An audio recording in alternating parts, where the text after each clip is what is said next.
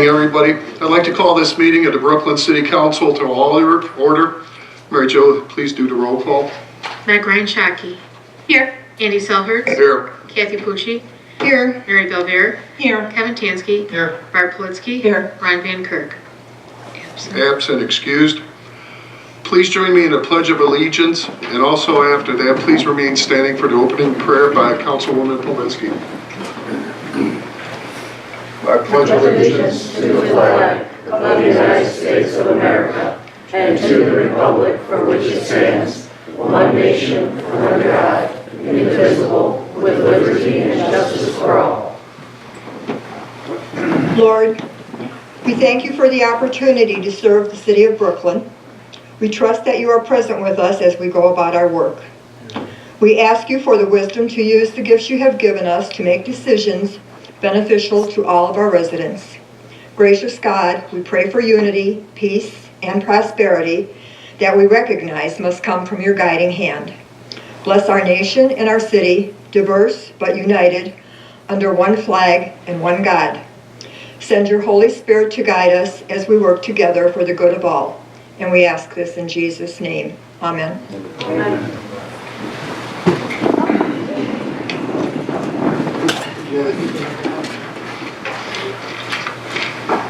On our agenda tonight, we have approval of minutes. We have minutes for January 28th. Anybody have any comments? Corrections? Motion to approve? Second. To approve. Meg Ryan Shaki. Yes. Andy Selhertz. Yes. Kathy Pucci. Yes. Mary Belvier. Yes. Kevin Tansky. Yes. Barb Politsky. Yes. We have the minutes of February 11th, 2019. Motion to approve? Second. To approve. Meg Ryan Shaki. Yes. Andy Selhertz. Yes. Kathy Pucci. Yes. Mary Belvier. Yes. Kevin Tansky. Yes. Barb Politsky. Yes. Alrighty.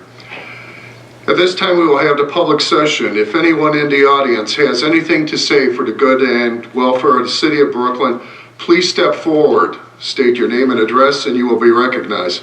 Please remember to keep your comments to 5 minutes or less.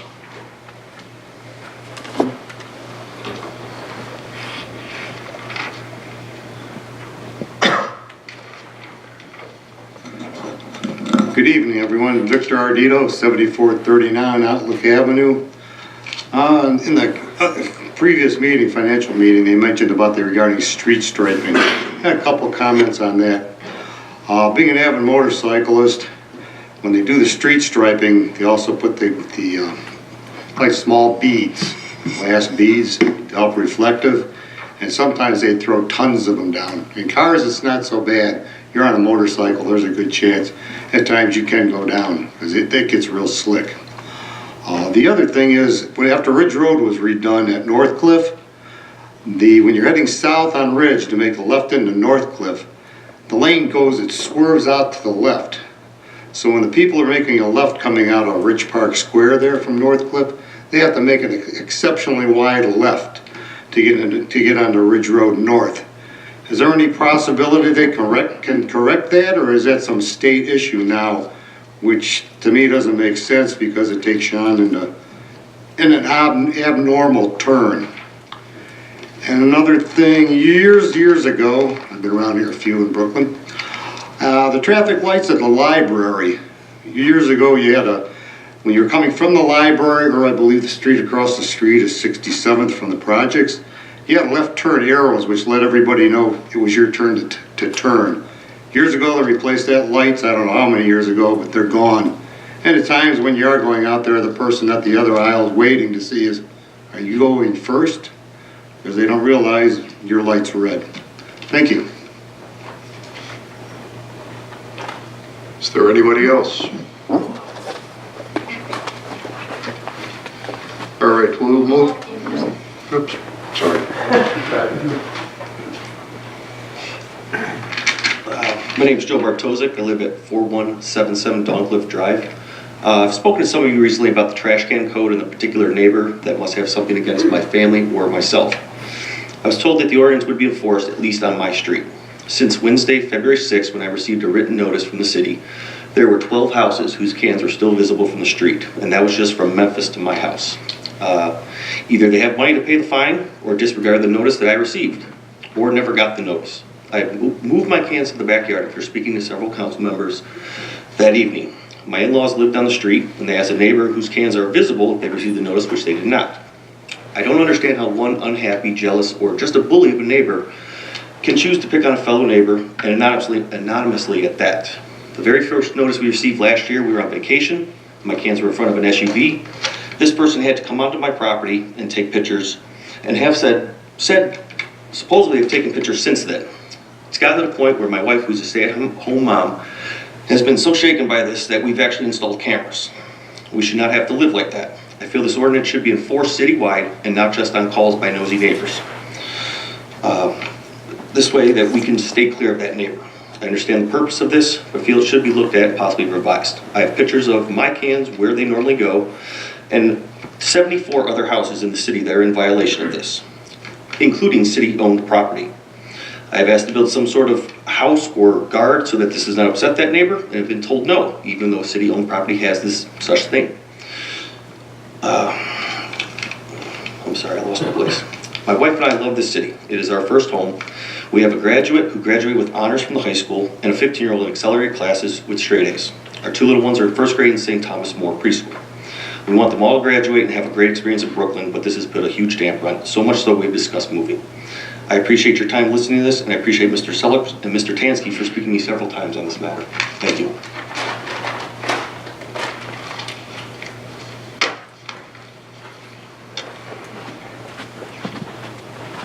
Is there anybody else? Alrighty. We will move on to reports of committees, commissions, and boards. The first report will be from the Finance Committee, and it will be given by Councilwoman Fucci. Thank you. Good evening. The Finance Committee did meet this evening at 6:30. Just a reminder that this is a public meeting and all are welcome and encouraged to attend. We recommended the following approvals of legislation on our agenda this evening. The first is the bid proposal for our 2019 street striping program. The lowest and best bid was submitted by A&A Safety Incorporated in the amount of $79,481.48, not to exceed 10% of the bid price for any necessary change orders. The second item is accepting a community recycling awareness grant, and this is from the Cuyahoga County Solid Waste District. This is something we do regularly every year, and the funds will be used to pay for the shredding that we provide to our residents, and also to pay for the warning and tickets for to print those up for the violators of our garbage and recycling ordinance. Next was Ordinance 2018-94, which is up for third reading and adoption this evening, and that is the tobacco product vendor sales to persons under age 21. This is something that we've discussed for the past couple months now, and it is ready in its final form for adoption this evening. Next, we recommended approval and adoption this evening of 2019-2, which is the Solid Waste Management Plan for the Cuyahoga County Solid Waste Management District. And then Ordinance 2019-8. This is actually only on second reading. That's our contract with Bailey, who provides our IT services. That's for $53,040. And we recommended adoption by suspending the rules this evening for Ordinance 2019-10. This is authorizing a community cost-sharing agreement with the Northeast Ohio Regional Sewer District for the Telog Early Warning System and Brook Park Road Gauge Project, and this is for $6,944.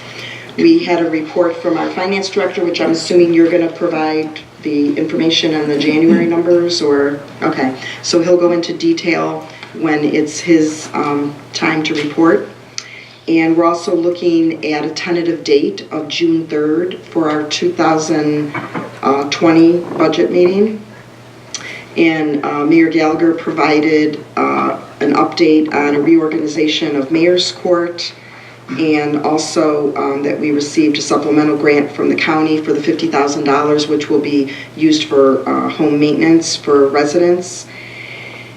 And one other thing that Mr. Raguse mentioned, which I neglected to say, was that one of our employers who has come into the former American Greetings project through a payroll service, their income tax withholding was actually going to the city of Cleveland. So that is expected to be resolved soon.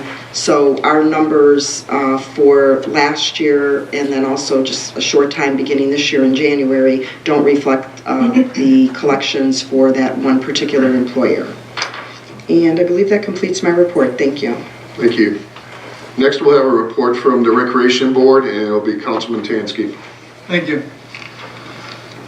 Brooklyn Recreation Center will be hosting the Oscars Friday Night Public Skate on Friday, March 8th from 8 to 9:15 p.m.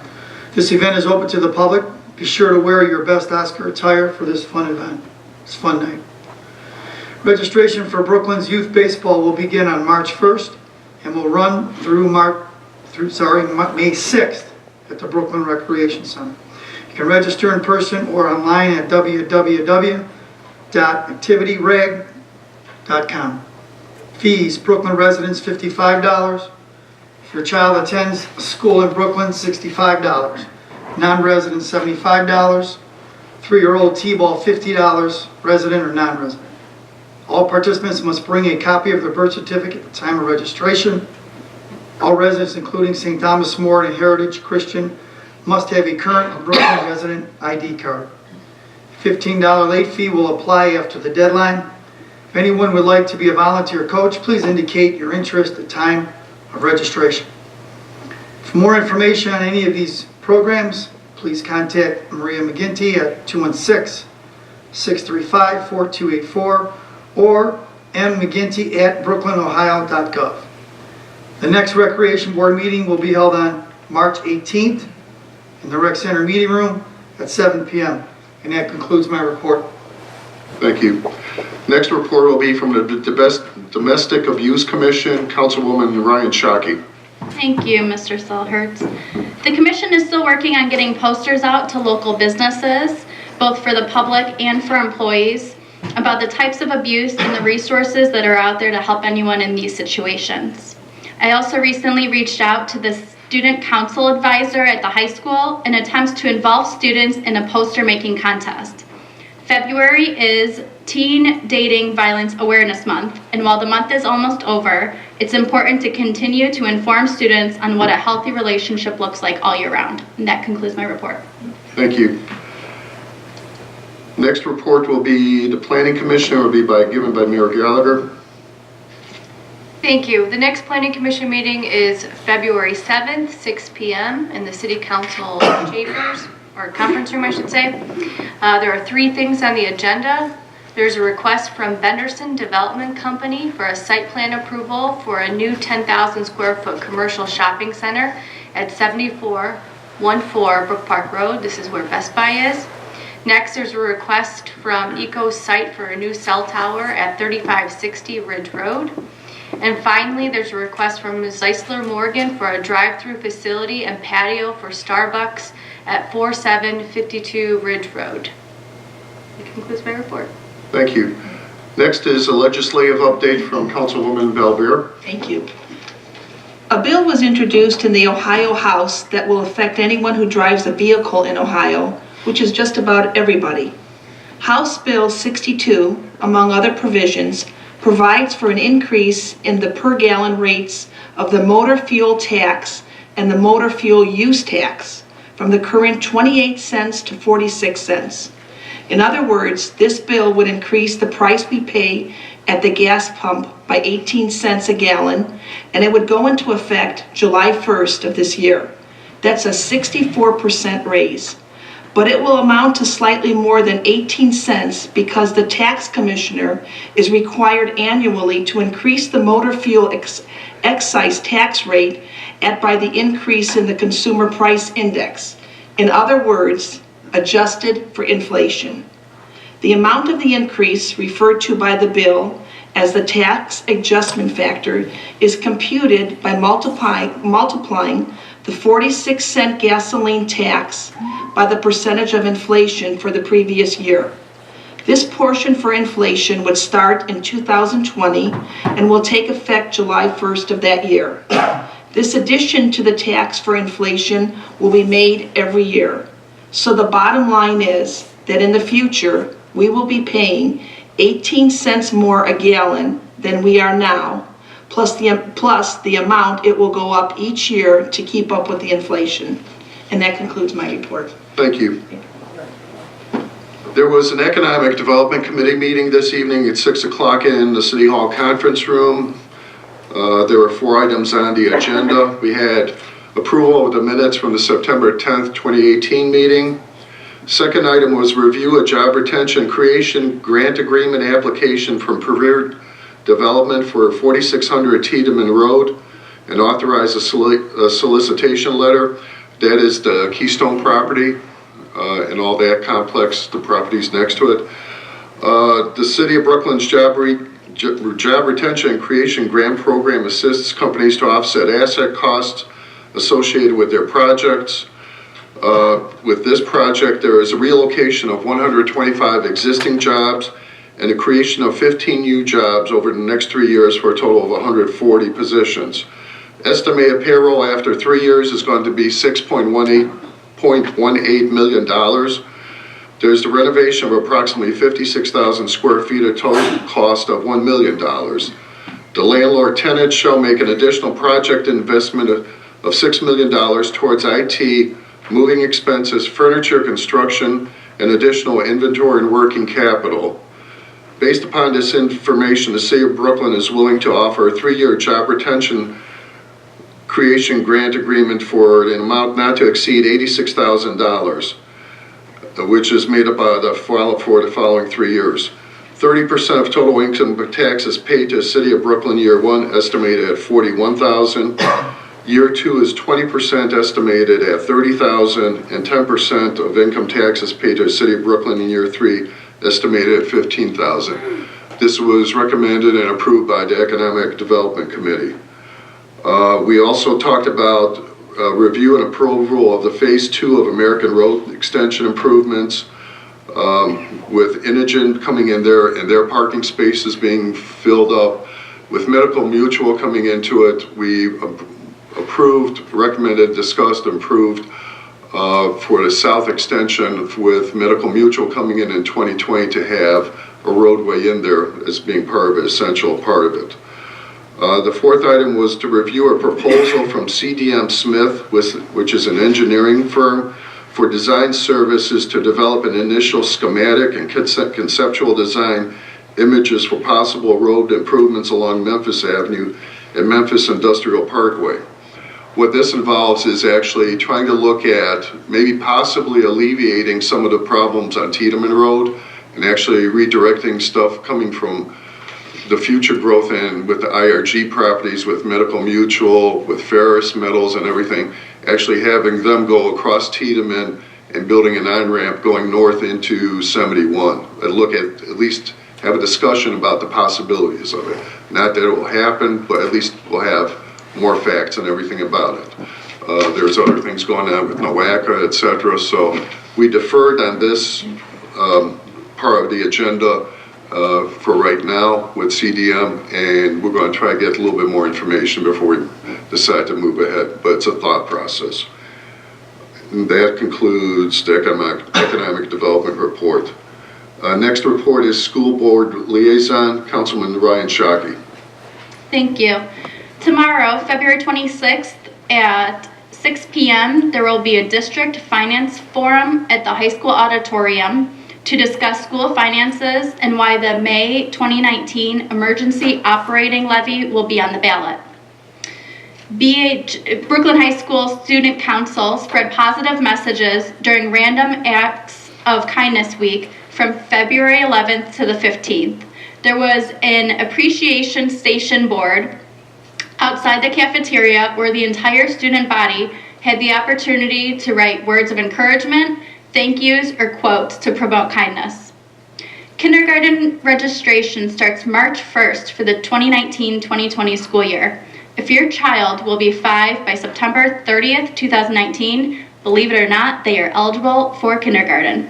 You can visit the Brooklyn School website for online registration and more information at www.brooklyn.k12.oh.us.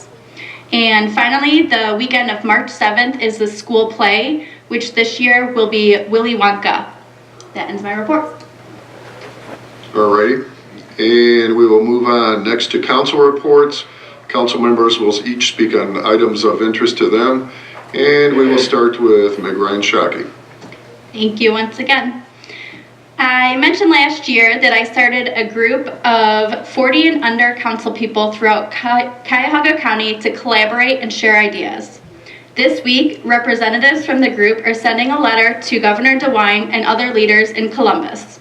We are asking that they view local government officials as partners in moving Ohio forward and work with us on solutions on Ohio's budget. There are council members representing over 10 cities throughout Cuyahoga County that are signing on to this letter. This Friday, I am speaking at the ELGL, which stands for Engaging Local Government Leaders Institute at Cleveland State University, to college students about working in local government.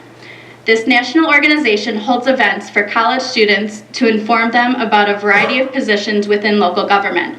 I'm excited to bring a unique view to this conference as a city council person.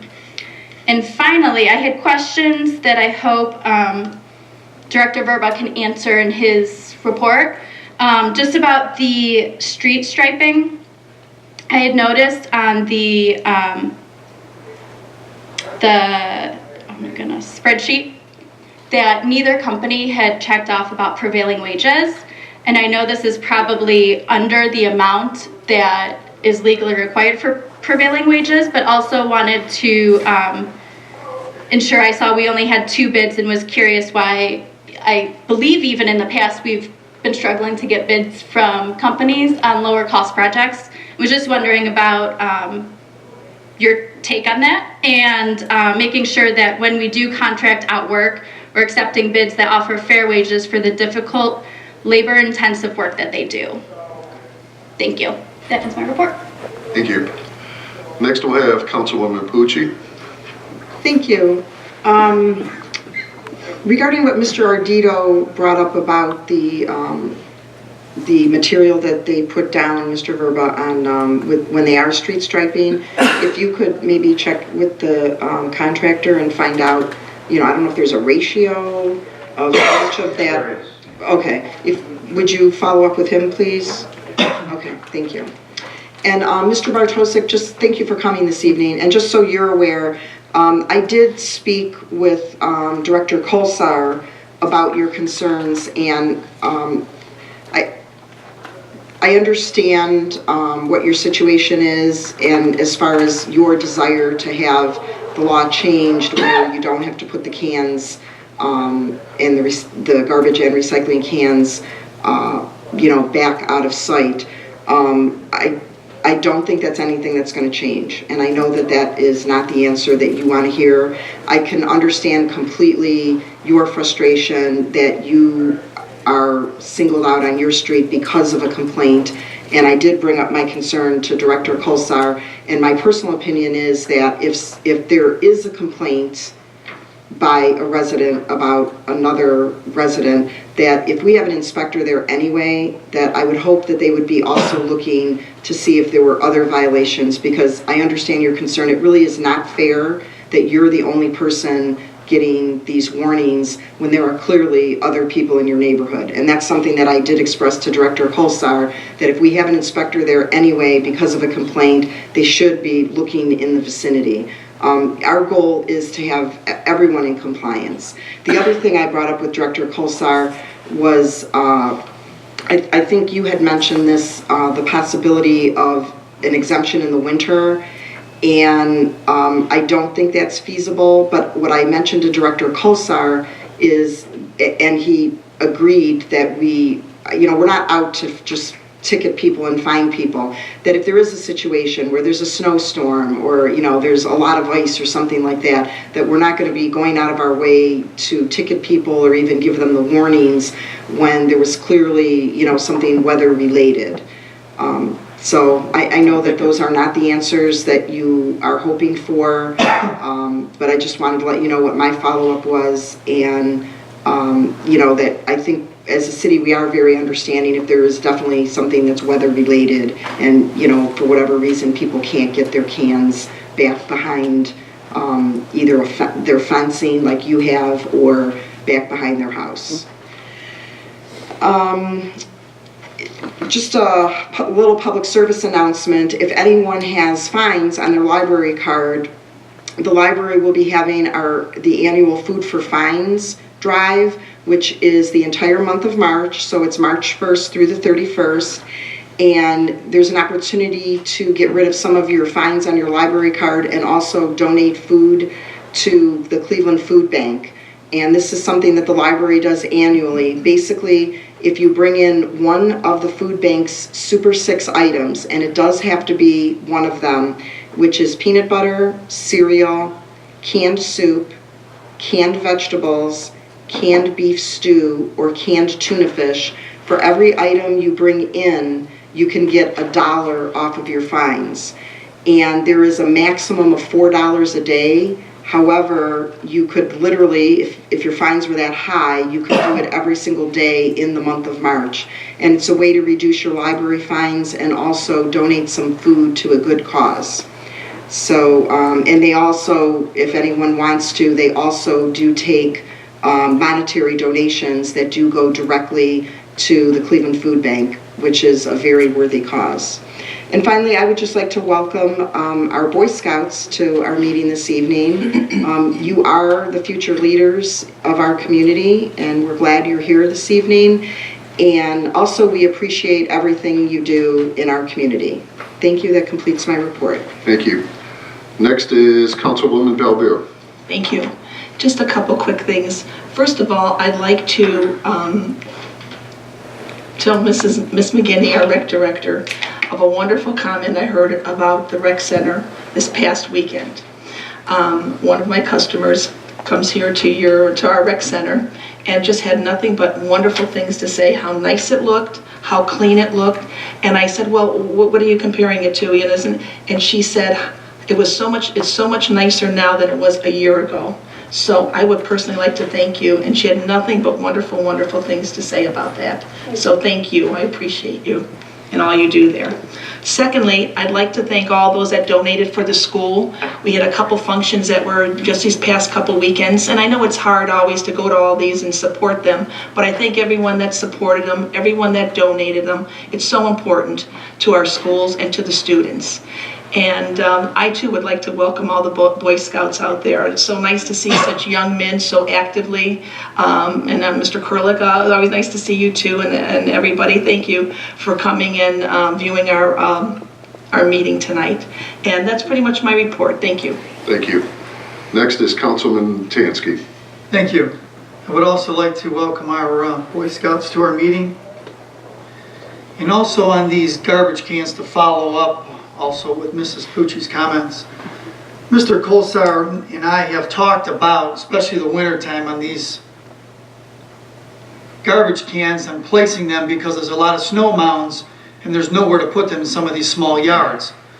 So I don't know, Mr. Kolsar, is there any kind of leniency when we have the amount of snow that gets dumped at once for these cans not to be buried? Then they're not going to go anywhere. I know we've talked about it, but there's got to be some kind of leniency when there's that kind of amount of snow being dumped and they have nowhere to put these cans, and if they put them in certain areas, they're going to get buried either by their plows or their shovels. So if you could keep that in mind, I would definitely appreciate it. Second thing is, and I've talked to Mr. Verber about this, these chuck holes on Hurricane Alley. They're getting deeper and deeper, and now that the baseball team is now practicing on that football field, I'm getting numerous calls, and I know that's not our responsibility to fill those holes on Hurricane Alley.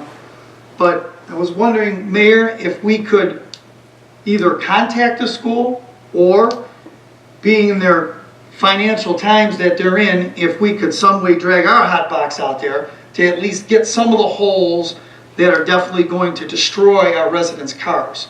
Because there's some areas they are, I'm not saying pave the whole thing, but just fill up some of the holes when we have the hot box out in that area to see what we can do to help them out on that end.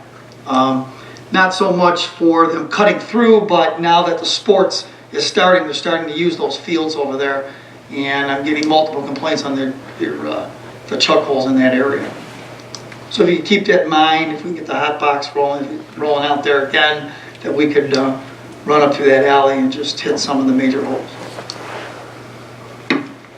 Second thing is the on and off ramps on Ridge Road, I-71 going underneath it. Is there any more talks, Mayor? I know we started talks on those ramps and they started to begin talks on that. I don't know if they stalled again. Is there anything being said about the ramps coming from 71 on the ridge?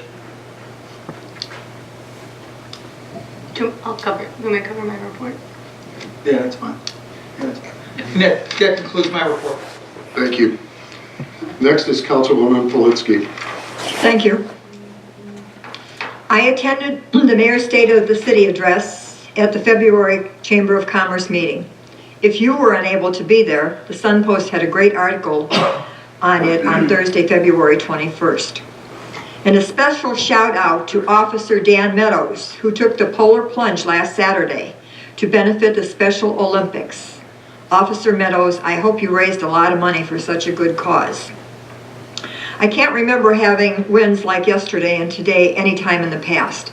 I was lucky that my electricity didn't go out, and I hope most residents were as fortunate as I was.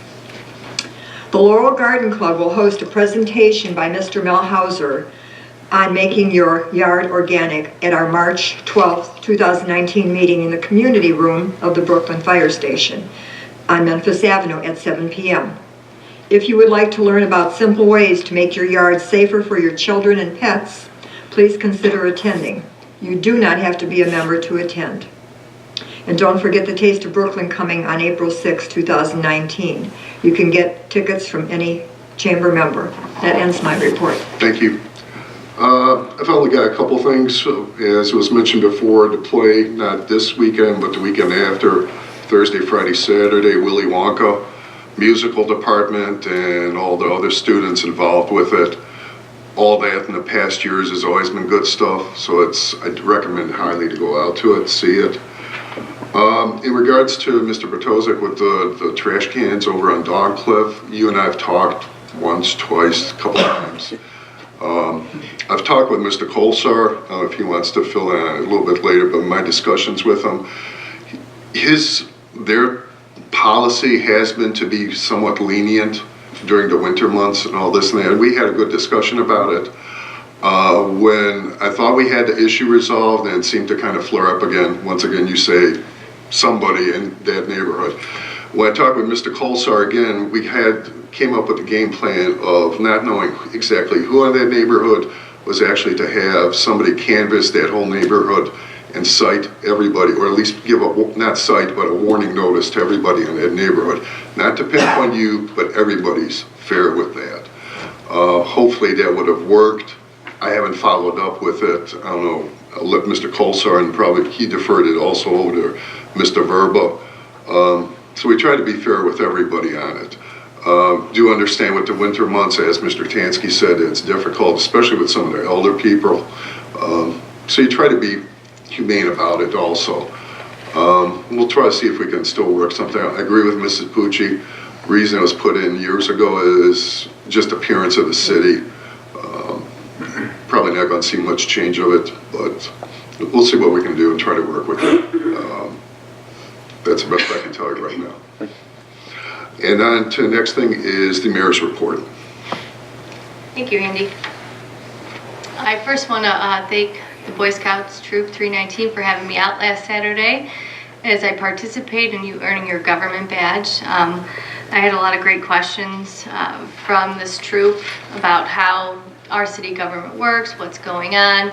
They all had to give me at least one question, and I thought they did a good job. After a little bit of prompting, they did a good job with some of the questions that they came up with. So thanks for having me out. I think it's such a vital part, as I expressed to you guys, that young people start to get involved with our government. They learn the importance of voting.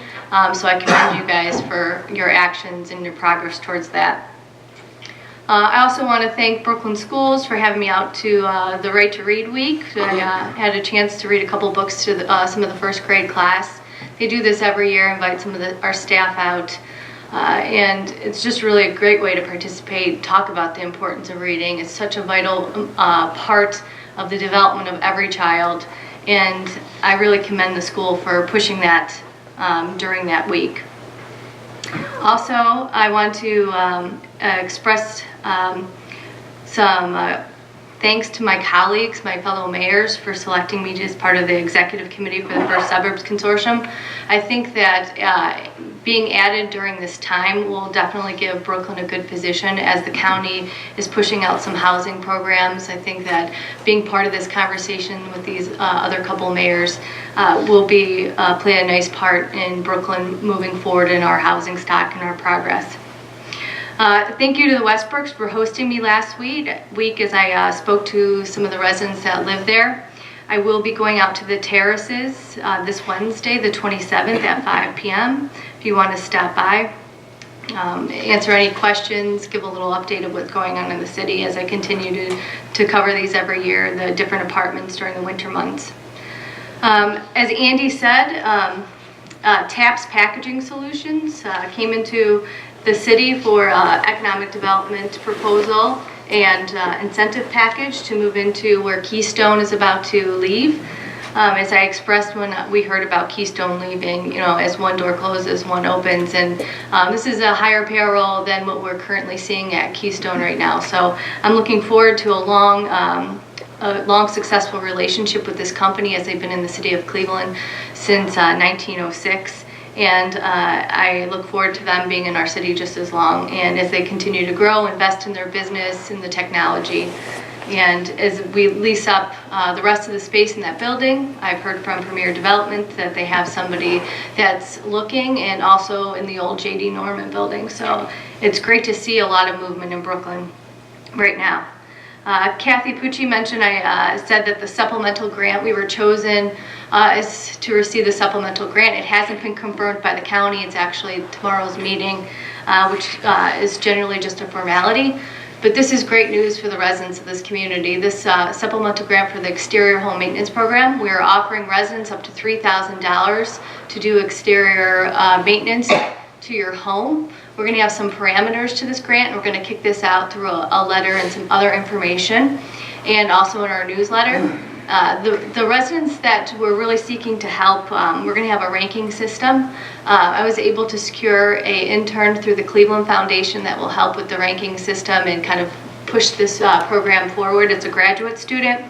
And so we will be concentrating on the homes that have current violations, that are in current need, and then also those who are in fixed incomes. Those will rank first. I don't want people to not apply for it.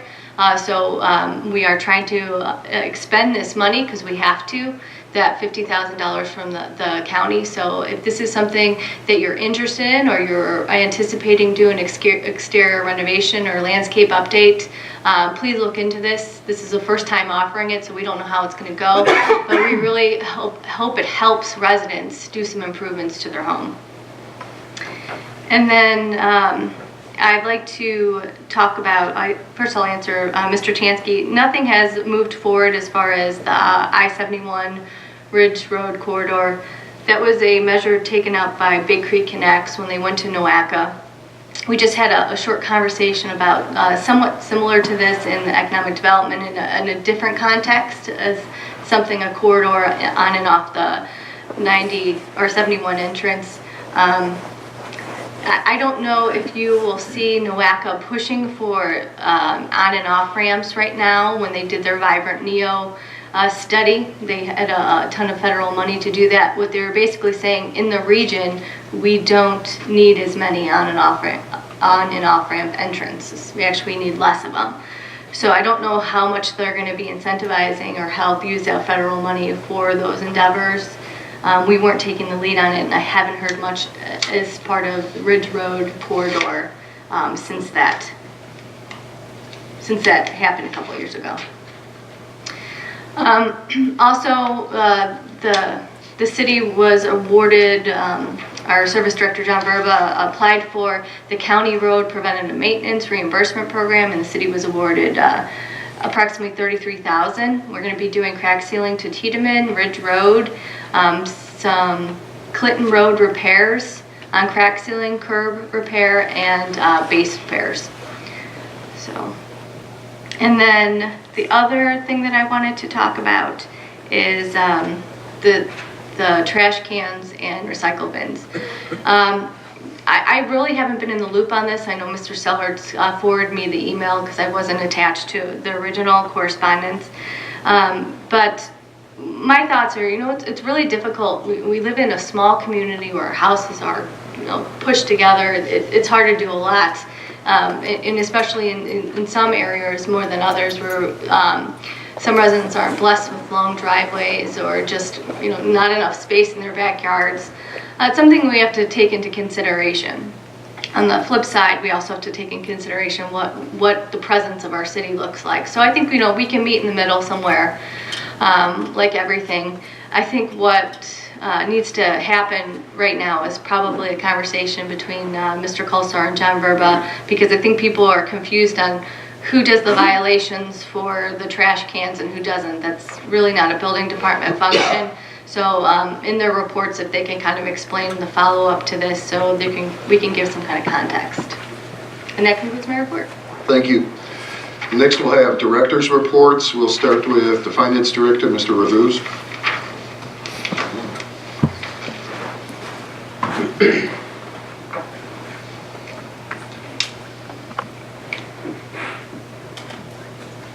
Good evening.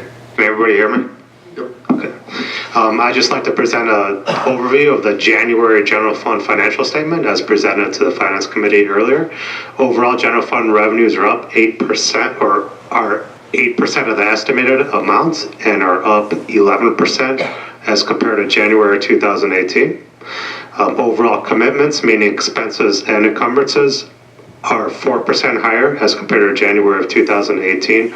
Overall, that leaves a fund balance of approximately $13.7 million in the general fund at the end of January. That's available fund balance, unencumbered fund balance.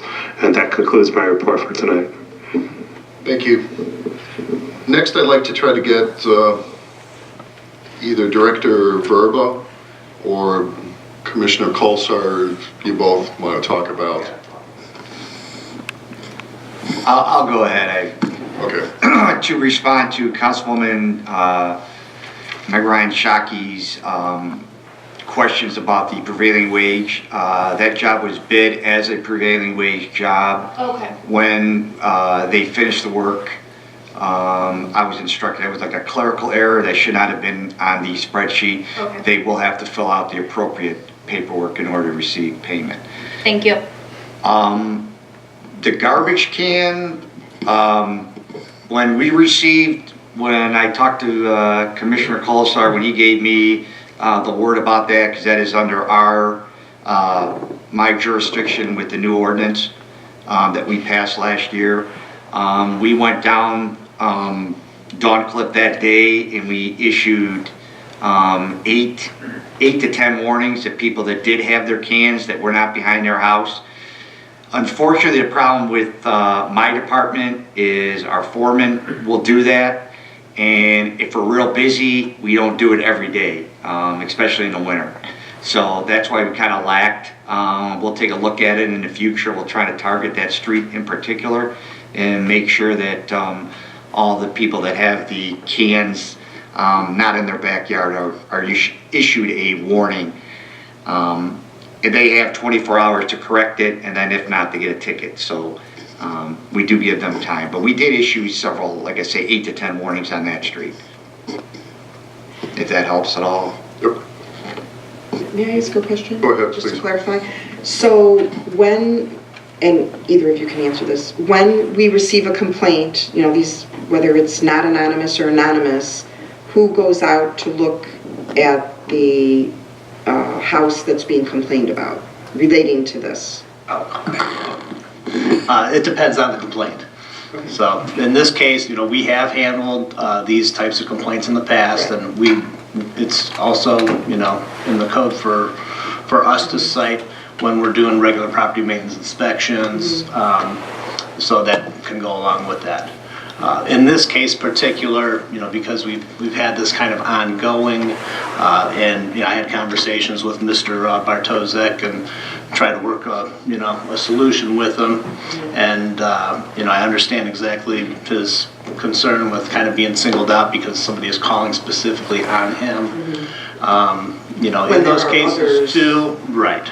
And that's why we went ahead and handled it this way, because he left his cans out again, you know, the following time. So that's when we passed it over to the service department and had them just sweep the entire street and warn everybody equally to try to be more even-handed.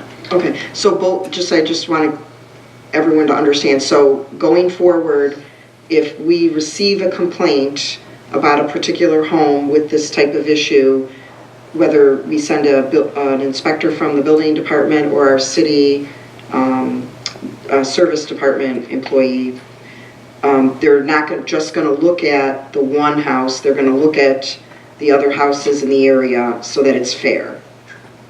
Yeah, correct? Correct. And actually we did have, I don't know, maybe it was the weather that week or something, but we had several calls on another street that we did sweep the street and issued about 4 to 6 warnings on that street as well. But we are still being very understanding when there's snow. Yes, yeah, this type of thing we're not going out and actually looking for. Habitual people, we'll try to, you know, give them a warning, but it really all depends on the circumstance. A lot of elderly people will put it near their door, but it will not be in the backyard. You know, I mean, that's really not the intent of the ordinance. So we kind of use common sense with that and not issue them a warning. Okay, thank you very much. All right. On to next order of business, request. We have a request for a confirmation of appointment of John Pata to the Civil Service Commission. And I'll read a letter dated February 11th, 2019 from the mayor.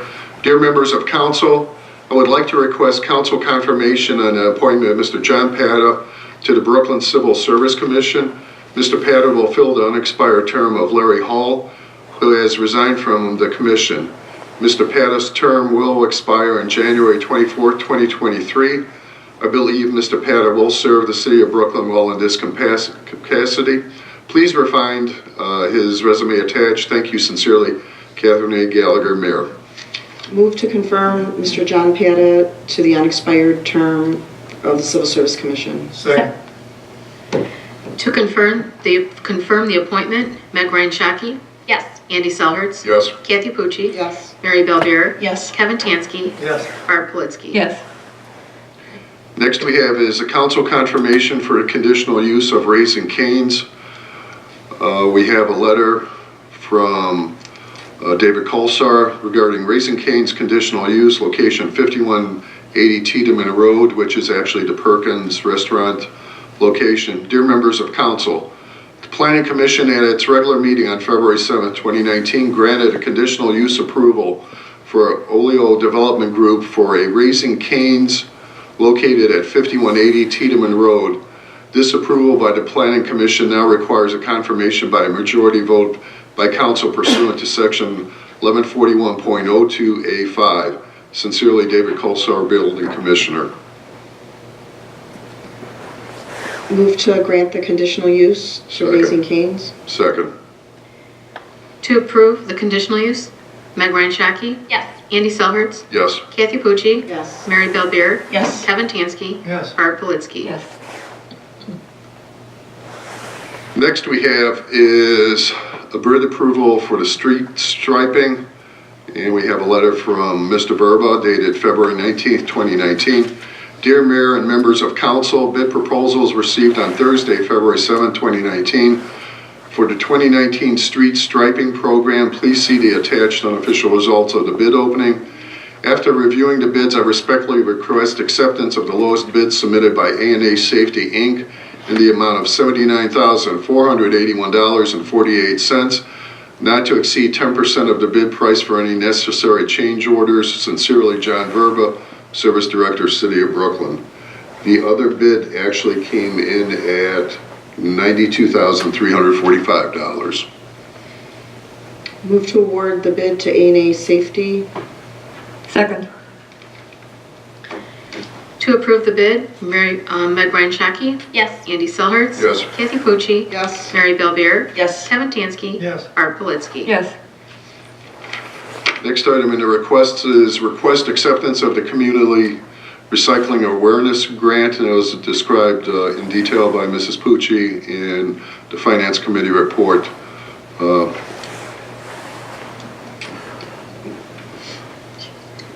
Move to accept the grant. Second.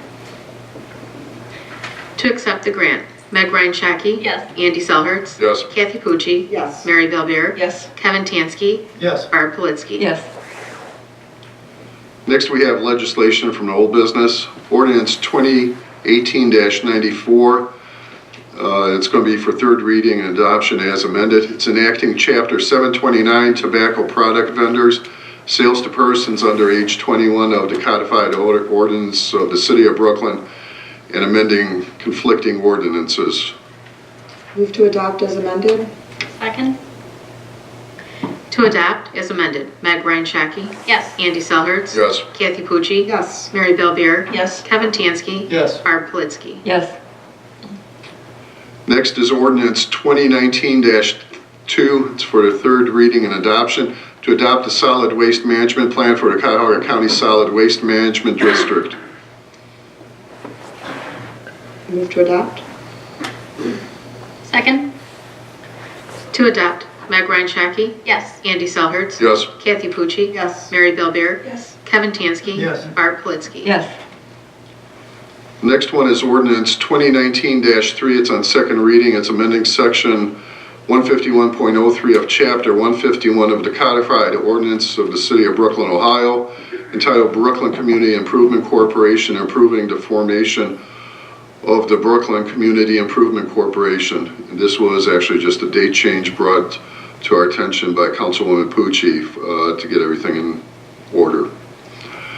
Next is ordinance 2019-5. It's for third reading and adoption, amending the various rules of council codified pursuant to section 121.01 of the codified ordinances of the City of Brooklyn. Move to adopt. Second. To adopt, Meg Ryan Shaki. Yes. Andy Selhertz. Yes. Kathy Pucci. Yes. Mary Bellbeer. Yes. Kevin Tansky. Yes. Art Politsky. Yes. Next is ordinance 2019-7. It's on second reading, establishing chapter 746 of the codified ordinance of the City of Brooklyn to create housing protections for victims of domestic violence and affected landlords. Next in old business is ordinance 2019-8. It's on second reading, authorizing the mayor to enter into a service agreement renewal with Bailey Communications, Inc. to provide technology department management for the City of Brooklyn. And that was described by Mrs. Pucci about the Finance Committee meeting. On new business, the first ordinance is 2019-9. It's on first reading. It is amending section 351.03, prohibiting standing or parking spaces of the codified ordinances of the City of Brooklyn. And the part that actually gets into it is 351.03, prohibited standing or parking places in section 1 and item B, in front of or within 12 inches from the widest part of the apron of a public or private driveway. The apron, the paved area between the street and the sidewalk, is considered in front of the driveway. So no person shall stand or park a vehicle except when necessary to avoid conflict with other traffic or to comply with the provisions of this traffic code, or while obeying the directions of a police officer or traffic control device in any of the following places. And item B was one of these. That's what's getting changed.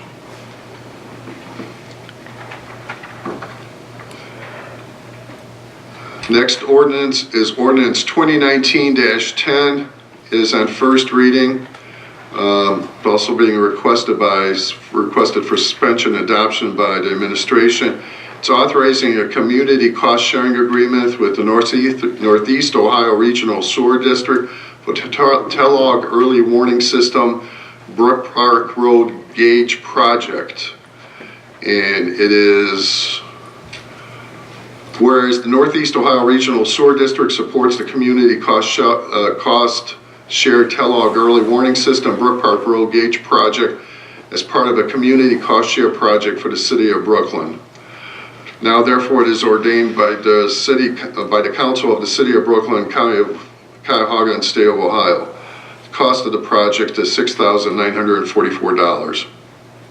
May I be recognized? Yes. Let me give you a little context behind this. This is for the area near Sam's Club. As many of you are aware, we have flooding problems over there.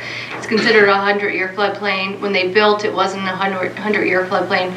We've been working with Northeast Ohio Regional Sewer District along with Sam's Club / Walmart to look at some long-term solutions to reduce this.